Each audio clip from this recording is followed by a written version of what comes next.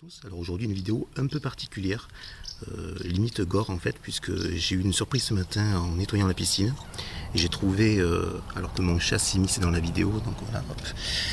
Il est très étonné en fait. Alors il ne s'agit pas de brindilles de branches en fait qui bougent toutes seules, il s'agit en fait de vers gordiens.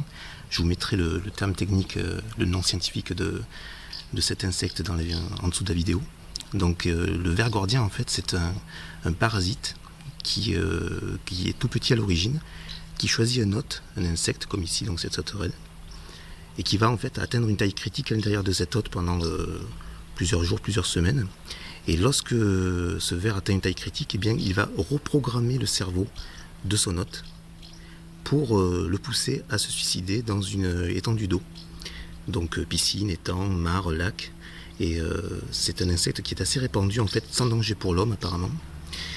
Mais assez surprenant, puisque là on voit en plein soleil avec un petit peu d'eau, donc il continue à chercher en fait à se reproduire, puisque l'objectif en fait c'est de trouver une étendue d'eau pour retrouver en fait des individus de son espèce de façon à se reproduire. Et il n'est pas étonnant, il n'est pas inhabituel de retrouver apparemment des vers mélangés.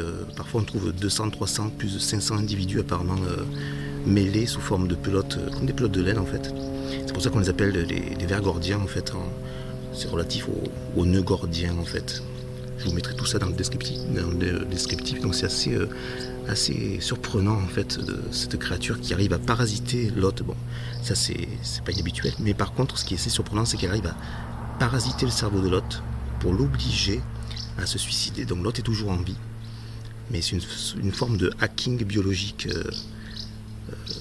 assez surprenant. Moi j'étais assez surpris par cette créature. Donc là on voit deux individus, donc il y en a un qui est un petit peu plus grand que l'autre, et ici un autre individu là que l'on peut voir qui est un peu plus fin. Alors je pense qu'il s'agit peut-être d'un mâle et d'une femelle, mais j'avoue que c'est assez peu ragoûtant. Alors pour ceux qui connaissent la série The Strain de Guillermo del Toro concernant le mythe des vampires revisité justement, où des vampires se propagent au sein de New York via en fait les humains.